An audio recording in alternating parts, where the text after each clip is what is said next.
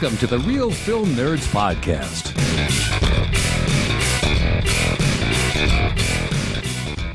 Good day, fellow pandemic survivors.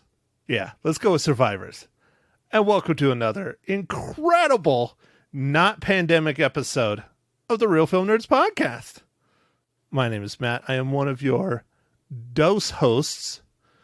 And with me, as always, mysterious as ever, not wearing pants, mysterious Mike Talent.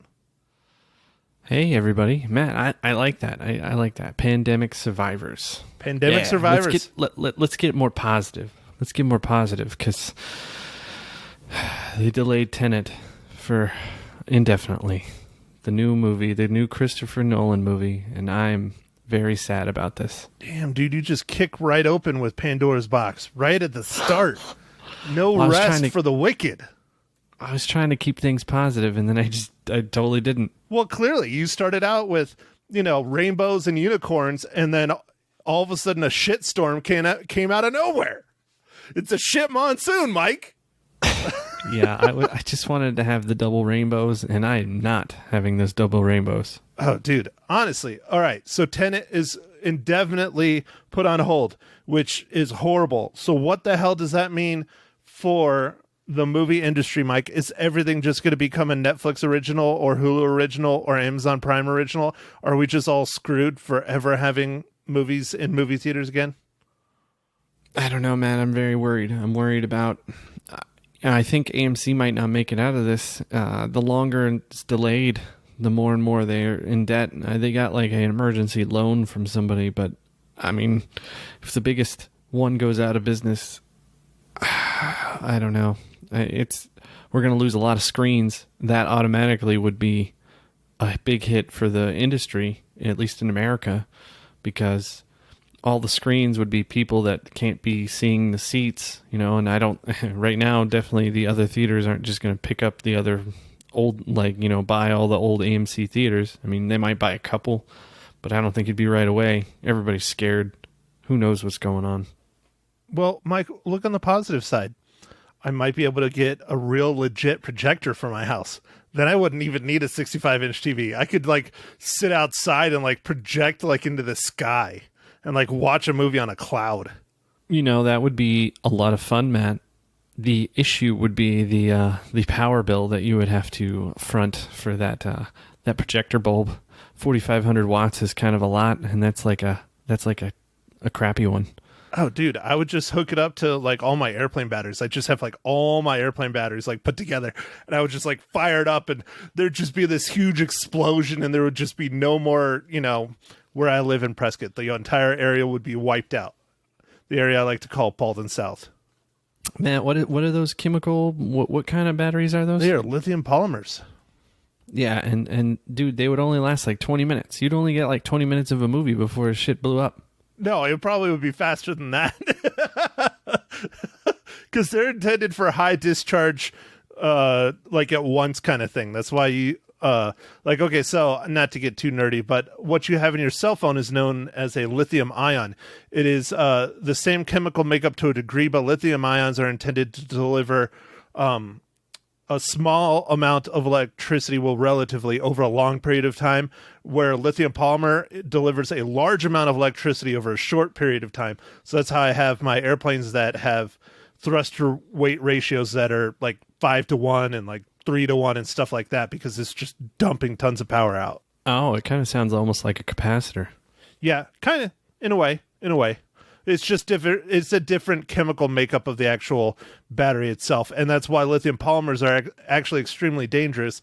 But lithium batteries in general are more dangerous than stuff we're used to in the past, like NiCads and nickel metal hydrides, lead acid, stuff like that. They're just a lot more. Anyways, not turn it out. This is not an RC podcast.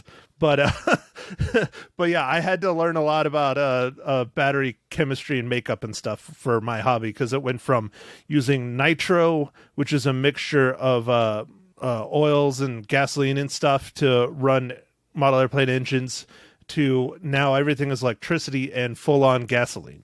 And I don't have anything big enough for gasoline yet. Oh, okay, man. That's quite interesting. One day when I have money. I'm sorry that I just derailed this whole podcast, because we do need to talk about the movie that we watched before we go just completely all the end of the world. No movie theaters ever again. Matt's going to start projecting out his backyard. I am. My neighbor's going to hate me. It's going to be like 1 o'clock in the morning. I'm going to fire up the projector and it's going to be like the sun rising. Yeah. How are you going to do the Atmos though? Like, are you going to just... Ooh, I'll have drones that'll fly around in the 7 points. I'll have all of them up and they'll like sit around me and they'll have all the speakers. It'll be awesome. Be quiet, dude. They better be quiet while they're holding the speakers. Oh, dude, that's true. The subwoofer's going to have to be on the ground. I don't know if a drone could keep that thing going. I guess it depends on the movie. But usually the sub's behind the screen anyway, so you're just going to have to... Not in my house. Put it on the ground. In my house, the subwoofer is behind my couch. Oh, okay. Nice. A little couch rumbling. It works well. Yeah, it works well. Well, because my sub has the two rear speakers attached to it. That's how it's kind of wireless, is that it connects wirelessly to the front soundbar and things like that. It works. Okay, cool. It's I have to say it's probably better than my cheap surround sound that I used to have, which I haven't used for years. It's just been sitting in the garage. But anyways, all right, Mike. So for Real Film Nerds Podcast, episode number 180, it was your pick this week. I talked about it on Magic 99.1 this morning. It is Harry Potter meets video games, meets having guns bolted to his hands. Mike, give us the rundown of Guns Akimbo. All right, Matt. So, Guns Akimbo, as you alluded to, starring Daniel Radcliffe and Samara Weaving. And this movie was directed by and written by Jason Lee Howden. And it's about a guy who relies on his newly acquired gladiator skills, a.k.a. guns drilled to his hands, to save his ex-girlfriend from kidnappers. Well, Mike, this was your pick. I have to say it was an interesting film. I enjoyed it for the most part. It wasn't anything spectacular, but I liked the concept. I liked the game. It reminded me very much of like Death Race, if that's a good analogy. There's some cars in it, but it's more about someone being forced to do something that they don't really want to do, which is Death Race. Yeah, it's a lot like Death Race, and also I was thinking it's kind of like Crank, because it's like kind of just starts, and there's not a ton of plot. There's a little bit of narrating going on to get you into it, but it just gets going, and I kind of like this because this particular character that Miles, that Daniel Radcliffe is playing, is kind of a technology guy. He's a nerd, and he's kind of an anti-troll. If he called himself a troll hunter in the movie. Troll hunter, yeah. Yes. And I thought that was an interesting kind of... he just would go on rants against people who ripped on other stuff, and one day he just kind of picked the wrong person to anti-troll with.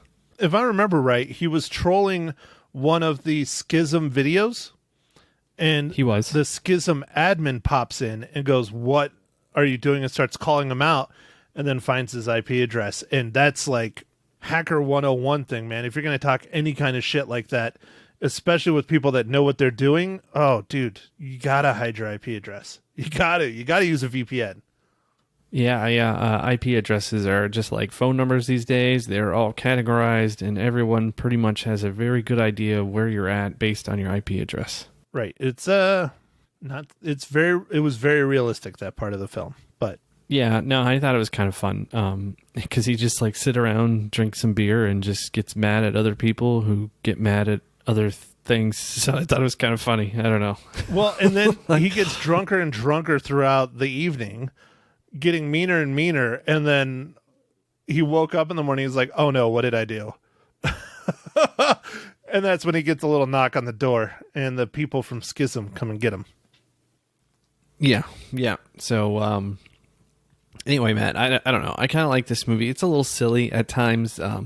The scene where he wakes up and his hands are all bolted to guns. You're like, well, that's pretty strange, but would that even work? But hey, they kind of didn't focus on that part as much as more him running around, and then it was kind of funny to see somebody try and put on clothes with two guns as hands. That would be quite difficult. Yeah, I was just going to allude to that. That's one of the things I really liked about the director/writer is that he really took into consideration all the challenges he's going to have without the ability of even being able to move his fingers from the guns. I mean, literally every single finger is bolted on to the body of the gun. I don't know if his trigger finger is bolted onto the trigger, but with all the other fingers being bolted onto the body of the gun, there's no way you're going to be able to move your trigger finger anyways. And so he literally can't do anything. He can barely open a door. He can't put his pants on. He can't eat. He can't go to the bathroom. It's I'm glad they added that in there because that added a little bit more of a fun element to it other than just here, he's going to go light everybody up. Yeah. The going to the bathroom part was pretty fun when he's talking to a homeless person who's actually quite enlightening, and he's like, "Dude, can you whip it out?" He's like, "Nope."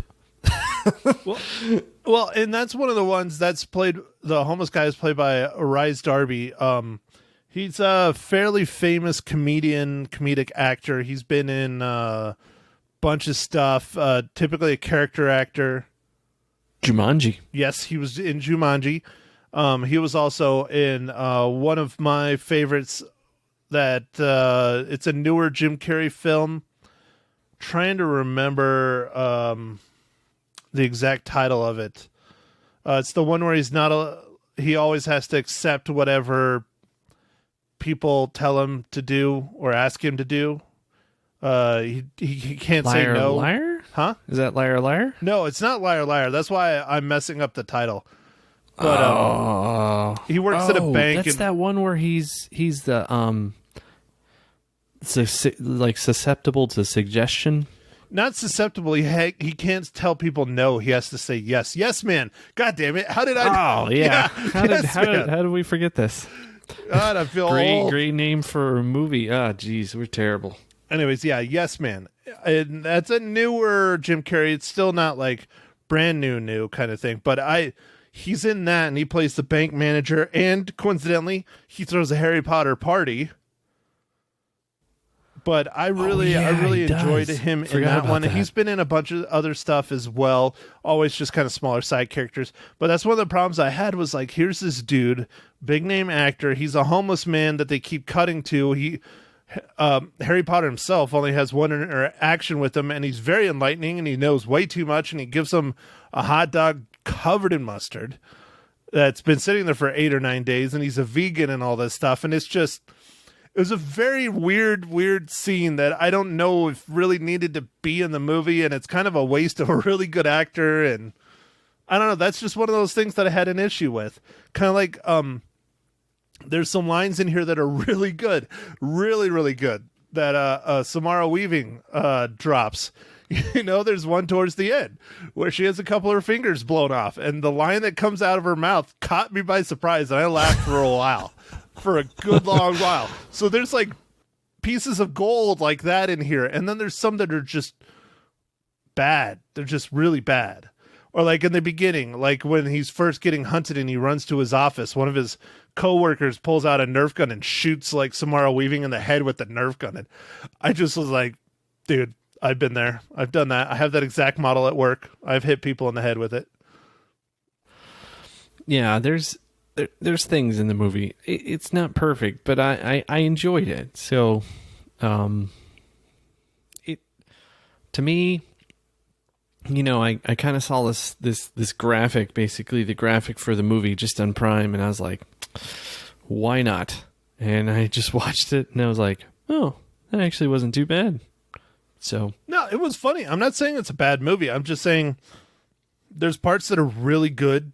Like really good, and then there are parts that are just like, what Why? Matt, did you recognize Samara Weaving? She's Of also course. in one of your more recent movies that you really liked quite a bit, the Ready or Not. Yeah, and she did a much better job in Ready or Not, and this was actually the movie she did directly after Ready or Not.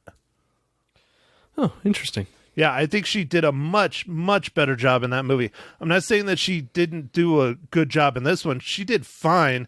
There's just some elements I'm not a huge fan of. Like, she has these, like, her canines are, like, bright chrome. Whenever she talks, it's a little distracting, and, like, they never explain why it's like that. And she's, like, this badass that's hunting down, and she has a decent backstory, but there could have been more, like, how did she get into Schism and all that other stuff? She didn't even do it for revenge. It's just left more that to be desired, I guess. Yeah, there was a couple things like that were a little forced. Matt, we haven't got into spoilers, but we pretty much already spoiled this movie. Pretty much, yeah. There's some stuff with her. There's this character who's in it who's like, you know, trying to pursue the Schism people.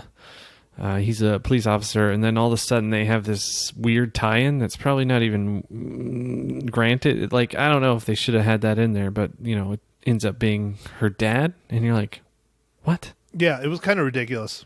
Like, it just, that seemed too, I don't know, too predictable, too.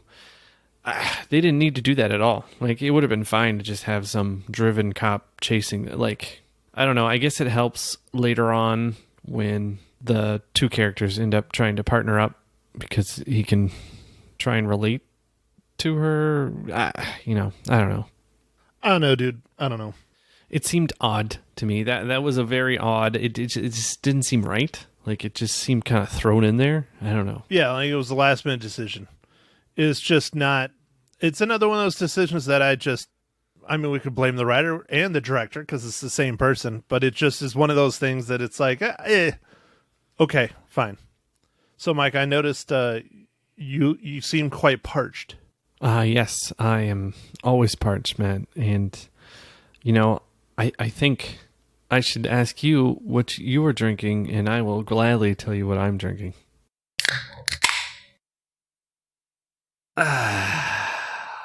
Well, Mike, thanks for asking. Since I guess that's what you're doing, right? Yeah? Yes, All right. yes. Matt, what are you drinking? I'm drinking Dick's Mountain Amber Ale. It is another one of the beers that I got in my monthly beer pack that was a gift from my girlfriend, Stacy, because she's freaking awesome. Dick's Brewing Company is out of Centralia, Washington. Founded in 1983. Anyways, of the 4 beers I got in my first month of it, I have to say this one's probably my favorite. It's a nice amber beer, and I like my ambers. The others are pretty hoppy. This one is not. So Nice, dude. Nice. That's good. speaking of hoppy, what, pray tell, Rabbit Mike, are you drinking? Well, Matt, you know, you definitely get me. I am drinking a Sierra Nevada hop bullet double IPA. So, you know, they shoot you with the hops, Yeah? and it's fantastic. It explodes in your mouth? Yeah, is that what she's? Oh, never mind. We're good. Dude, you don't remember? I think that was actually the last time we talked about that beer, if you want to tell the truth. And I turned you saying it explodes in your mouth into a cell phone ringer for my buddy Steve, who uses it whenever I text him. And he just laughs every single time. Because it's just you saying explodes in your mouth. Oh, man, that's awesome. All right, Mike. Well, talking about explosions, not in the mouth, just large explosions. All right. How does Guns Akimbo relate to the Marvel Cinematic Universe?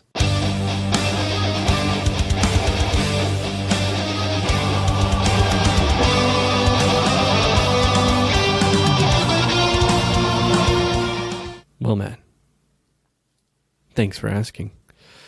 This one was a pretty easy one. This was Jason Lee Howden, the director and writer, also worked on visual effects for Avengers, the first one in 2012. Well, Mike, weren't you going to talk about a recent MCU that a listener discovered? Yeah, man. I got called out, man. I really screwed up. I couldn't find one for the 7500, and nope, I got schooled By avid listener, fan of the podcast, Mr. Austin Morris of Signals AZ fame, called you out. He found a tie-in. He did. Man, I feel bad because I didn't catch this one. But Tim Leidecker is a visual effects artist who worked on Spider-Man Homecoming. So I don't think the streak is broken, Matt, right? I mean, but I did get, I didn't find it. So is it? I don't know. I'll allow it because Austin's cool. He loves our podcast. Giving you lots of shout outs here, Austin. Honestly, I think he downloads it like before I even post it, like most of the time. I'll send it to him to put on their website and I'll have like one download. He's pretty hardcore about listening to our pod every week. And 7500, he thanked us very much for suggesting that movie because he hadn't even heard of it and he thought it was fantastic. And I agree. I thought it was a great film as well. No, that one was good, man. I'm glad that I picked that one because I know your love of flying, Matt, and I didn't, other than it saying something about a pilot, I was like, I don't know what this is about. I'm just gonna watch it, dude. It was really good. It really was. I highly suggest people check it out. Go back and listen to our pod, episode 178, 7500. So let's continue with Guns Akimbo, which means in the video game world, one gun per hand. We've already pretty much spoiled the hell out of this movie. I don't know what else to go into it. I mean, we've talked about it a little bit. I thoroughly enjoyed it. It was entertaining. I'm not going to say it's a bad movie. I'm just saying there were parts that were better than others by far. And there's some parts that are real stinky parts. Yeah. Matt, I don't think this was released in theaters, but at least not here. I don't remember it, but it was released in February. Yeah, but this one was, there are parts that aren't the best, but I did, I kind of liked this one. It was just different and it was fun to see. So I'm glad that I once again kind of just shot in the dark and was like, oh, what's this movie? I'm just going to watch this one. And then I liked it. Well, Mike, I think you and I both need to keep this up because people right now, I know I'm starting to get to the point where I'm looking for things that are new, specifically TV shows, not a whole lot of movies. And I'm like, man, should I go back and watch this? Do I really want to watch this? Like, I was really contemplating watching Groundhog Day the other day after Palm Springs, just because Groundhog Day is incredible. But if you asked me how many times I've seen Groundhog Day, I can't tell you. It's a lot. So I'm like, well, I've already seen it like so much. Yes, it'll brighten my mood. It'll make me feel better. But again, I kind of want something new. So finding these films that are a little bit off the beaten path, that are decent or at least fun, like this one was fun, I think we're doing our listeners a service. I think we're helping, trying to keep this madness of being locked up all the time at bay. Yeah, definitely. I know next week's pod, man, I don't know if we've said anything about it yet, but we're going to be doing the Old Guard. That one's really popular, but there's just all these different things coming out, and we're just going to try and spread it out. Like, we did the Hulu one with Palm Springs, do some Amazon ones. We'll do some Netflix, try and keep it balanced and not just focus on one streaming service versus the other. And there's a lot now. Peacock's out just because we wanted one more. Peacock, HBO Max. Now, I have been watching a bit of HBO Max, but not how I want to. I can't watch it on my Roku. I have to fire up the old Xbox. Oh no! Oh yeah, they didn't do Roku, and didn't Peacock didn't either, right? Peacock and HBO Max, I believe, are both owned by Turner, or at least related to Turner in some way. I know HBO for sure is owned by Turner. And Turner is warring with Amazon and Roku, mostly over advertising on their different platforms. And they are standing their ground saying, we are not going to allow our service to be on your products until you change your advertising ways and give us more money, basically. And Roku's saying, well, we are now a big player, and Amazon definitely knows they're a big player. And they're like, well, fine. And it's true.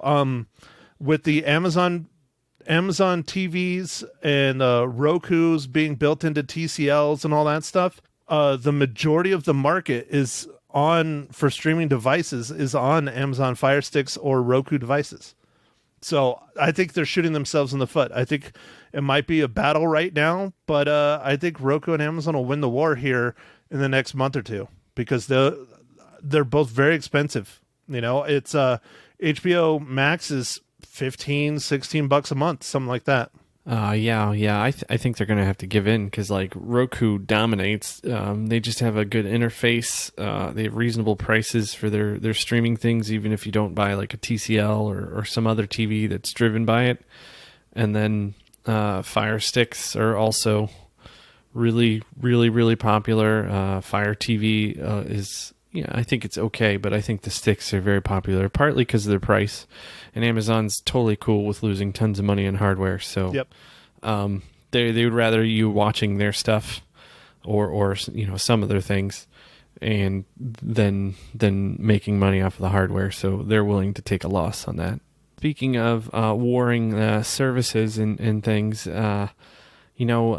AMC, which is giant movie theater chain, #1 in America, is hurting really bad, and supposedly they're supposed to be fighting off with Universal, because they're upset about how Universal is releasing some things straight to video on demand.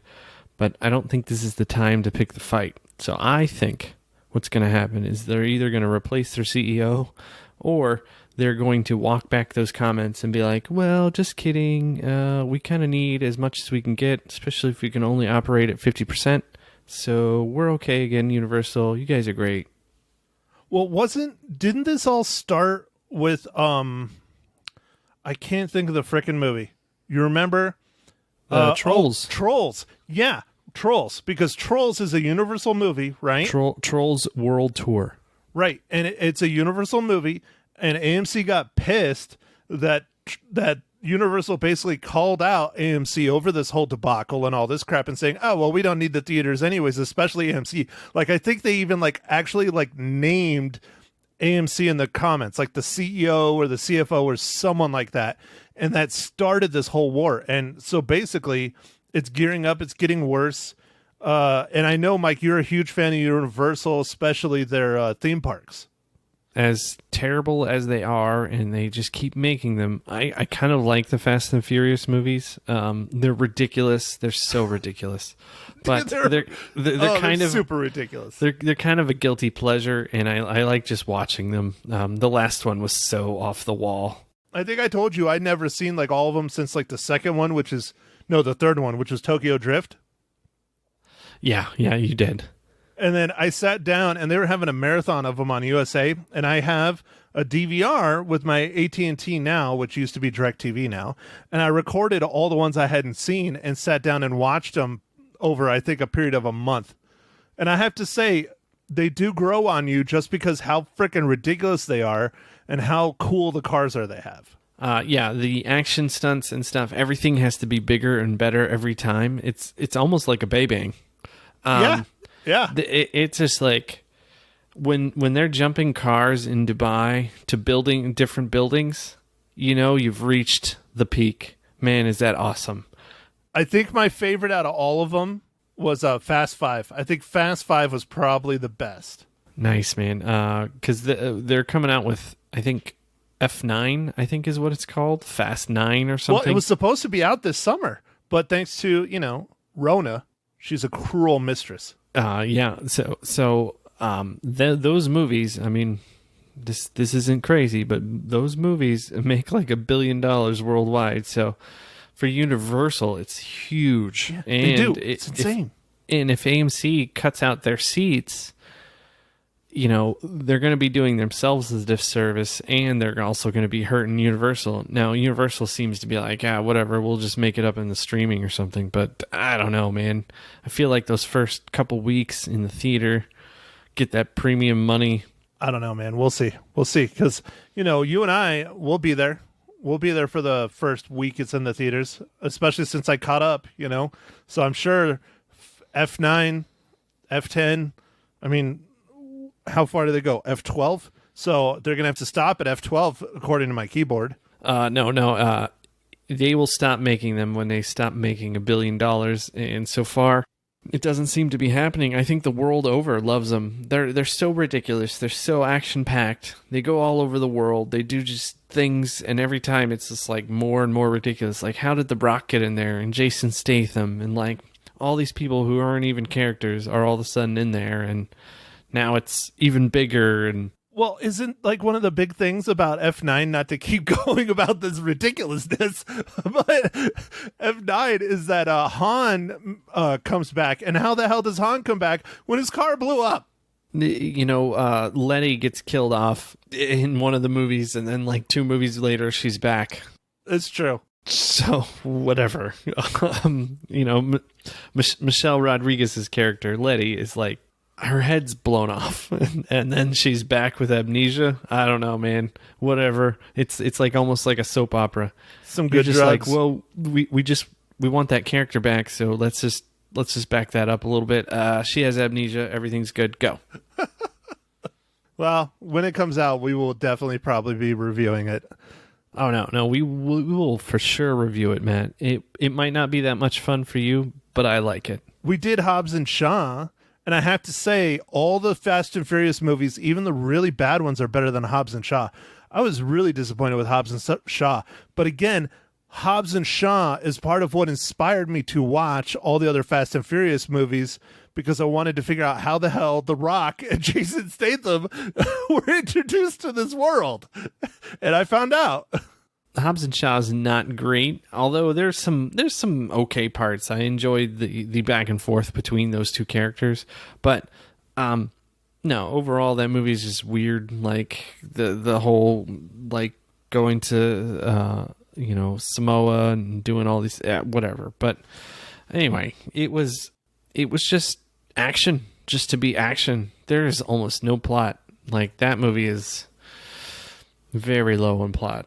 Like, Fast and Furious is low in plot, but like Hobbs and Shaw was like really, really low in plot. It's action and family and cars. Yeah, and ridiculous weird cars. Why? Because cars are cool.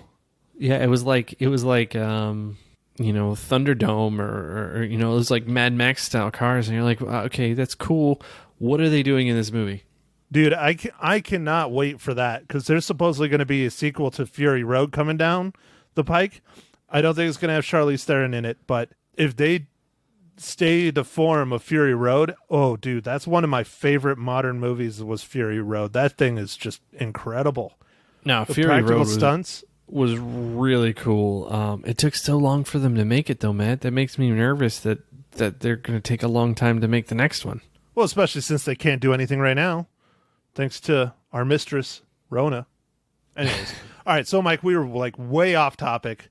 Way off topic. Not way off topic. I mean, we're still talking about movies, though, so we're not that off topic. We're not talking about, you know, anything that I usually bring up. So, you know, it's fine. It's all good, Mike. It's relevant. But let's go ahead and do this, Mike. How many reels do you give Guns Akimbo? Man, I'm gonna give this one 3.5. I really enjoyed it. 3.5. You really enjoyed it. Yeah, dude. Damn. Fours and above don't really come out of me much. That's what she said. I guess so. Oh man. I don't know. It just felt right. Again, that's what she said. All right. Well, Mike, I thought it was okay. I didn't think it was the greatest movie. I had fun, like I said, some of those parts like really caught me off guard and were really good. And there's other parts that are just garbage. But unlike you, I give it an average rating of 3 reels. Oh, okay. All right. So, all right, we already talked about it once. Next week, Netflix, Charlize Theron. Speaking of, Mad Max Fury Road. Yep. Yeah. We're going to be talking about The Old Guard. It's, I guess, a runaway hit for Netflix. It sounds like it's the biggest movie that they've had streamed in such a short amount of time. I think it's over 100 million. Really? That big already? Really? Interesting. Because what's their current champion? I think Extinction was actually with Thor, Chris Hemsworth. Is that their top movie? I think I that thought it was their... one of those. I thought it was one of those shitty Adam Sandler movies. No, those do well, Matt, but I don't think they get to the level that Extinction, I think, was streamed. And so, but here's the caveat, man. They changed the way that they measure the streaming, and they did it more like YouTube, which apparently is a little bit deceiving. And so I think you only have to watch 3 to 4 minutes of the movie to count as a stream. Oh, interesting. Yeah, because what's YouTube? YouTube's like 25 seconds? I don't know. To but count as a view? Something like that? Yeah. Something really stupid. Yeah, previously they had you watch like 75% of the movie.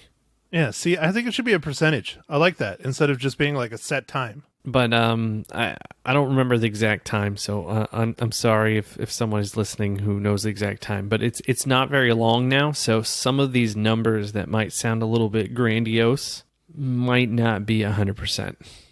Write in, let us know. Hit us up if you do know. Hit us up. Oh, speaking of people writing and emailing us, Mike, I'm going to go ahead and spoil it. It's going to be a few weeks out. We were talking about this movie. I wanted to see this movie. I don't know if they heard our podcast or what, but the distributor of a film that was direct to video contacted us again, and we're going to be doing another giveaway. Yeah, no, this is exciting stuff, man. I was excited to see that we have another giveaway. We're making it into the big time now. Yeah, it's going to be the King of Staten Island. And I really wanted to see this movie, but I just couldn't justify spending $20 or $25 to rent it for a viewing. And so we're going to get ourselves a nice little review copy for Mike and I to watch. And then we're going to have a handful of copies to send out to our listeners. So make sure and tell your friends, your family, pay attention, because when we come up to that podcast, we will be giving away a few copies of The King of Staten Island. I'm excited, man. It's pretty awesome. We got another contest. I love it. Yeah, no. This is exciting, man. Feel free to send us more stuff to give away. We love doing this. Yeah, I love helping out our listeners. It's awesome. This stupid Rona keeps going on, man. I miss the theater so bad. Miss it so bad. I cry every single time I drive past Harkins over here in Prescott Valley. Every single time. I just cry. Anyways, man, just miss it. I miss just going in the morning, being all peaceful, just enjoying some movie about whatever, eating some popcorn maybe. But again, Harkins, you want to donate me a projector when you shut down, and I can use drones for Atmos audio. You let me know. I'm down. Dude, I'm telling you, man, that 4,500 watts, that's not cheap, man. You know what? I'll have to just plug into the neighbor's electricity. It'll go through a normal plug, right? No, it wouldn't. But yeah, go for it, man. It's a hell of an extension cable. make sure you have some really big rubber gloves on when you're hooking this up. That's fine. You know what? I heard electricity kills the Rona. Me too, man. Me too. I'm gonna start that conspiracy theory. God, I watched John Oliver's last week tonight, and it was all about conspiracy theories, and it's so ridiculous. Don't even get me started on that shit. I'm not going to, because there are some members of my family that wholeheartedly believe in a lot of these conspiracy theories, and it's just like, I thought you were smarter than this. I really did, but nope. I'm gonna leave it alone. Leave it alone. It's a good episode, though. Watch it. It's a real good episode. Yeah. So, when I interact with people, Matt, now I build up the static electricity. So I have a balloon on me all the time, and I just, get it real going, and then I shock them, and then we're good. So we can talk about the Ronin stuff because I've killed it. Yeah. Does the metal mask help conduct the electricity? It tingles a little bit when I shock them, the metal mask, but it's a little harder to breathe through, but I think it's totally worth it. Worth it? Nice. Love it. All right. Well, Mysterious Mike, I think we have come to the end of Real Film Nerds Podcast, episode 180. Hang out, listen to my radio interview with Lisa live and local on Magic 99.1 coming up right after the end of the podcast. Mike, your turn. All right. Well, thanks for listening, everybody, and catch us on the socials, and make sure to keep listening for the future giveaway of Kings of Staten Island, because that's going to be a lot of fun. And then make sure that you go out there and watch as many movies as you can. Thank you for listening to The Real Film Nerds. Now, don't forget to follow us on Facebook, Twitter, and Instagram at Real Film Nerds. Now, go out and catch a movie.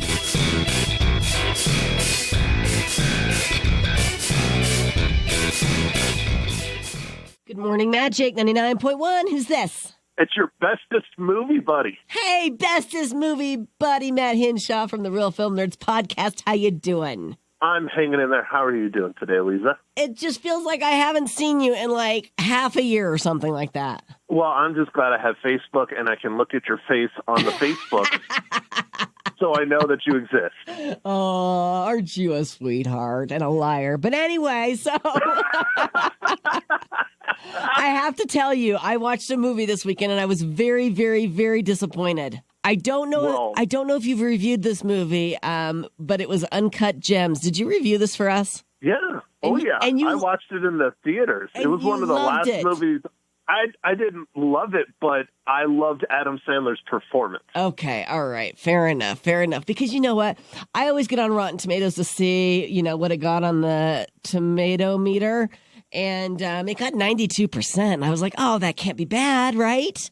I wouldn't say that it was bad. It's definitely not your typical film, that's for sure. Yeah, it was a little bit on the rough side. I guess I should look at the audience score because that was 52%. So I just wanted to share that with you. Yeah, well, I'm glad you checked it out because no matter what about that movie, the biggest upset I had was that Sandler was not nominated for a Academy Award. That's right. And I thought that was absolutely ridiculous. Yeah, because he played a character that he's never played before. Yeah, honestly, I think it's one of his, if not his best performance of his lifetime, it's definitely close to the top. Okay, I'm remembering that now. Yeah, and he took it personally and basically told everyone that I am just going to stick to Netflix and making horrible comedies that all of you are going to hate because people, some weird reason, love those things, and he makes money hand over fist from Netflix. Right. So that's really sad because he has very, very good acting chops. Yes, he certainly does. All right, fair enough, Matt. What did you see? I watched a New Zealand movie that came out in February. I don't think it came to the theaters in the U.S., but it is currently streaming on Amazon Prime. It is called Guns Akimbo, and it stars Samara Weaving and Daniel Radcliffe. Oh, okay. And what did you think? It's unique is a good way to put it. It's not horrible. It's cheesy. It's action-filled. It's a little goofy. I believe it's based off a comic book. I'm not 100% on that, though. Okay. It's really over-the-top. It's quite graphic. The blood in the action is very fake. Okay. It's silly. It's not for everybody. I guess is a good way to put it. All right. Very good. Very good. Now, how many reels are you going to give it?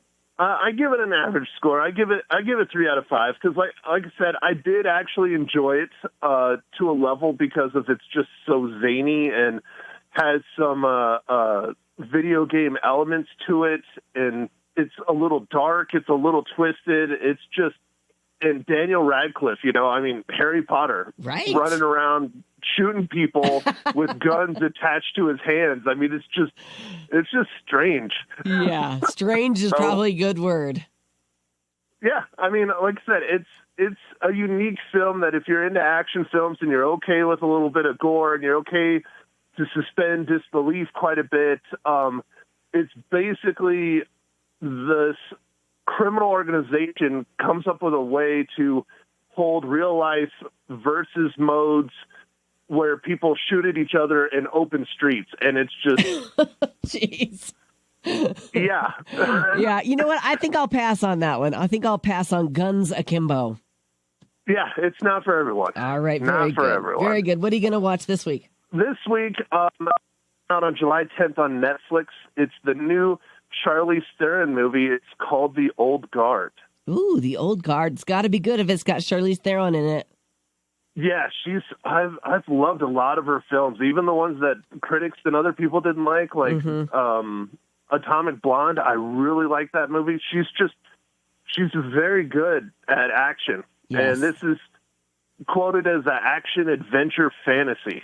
Ooh. So we'll see how it goes. All right, very good. You guys can catch Matt on his podcast, The Real Film Nerds. Thank you, Matt, for checking in with us this morning on what station? I'm testing you. Oh, it's Magic 99.1. You don't need to test me. I know these things.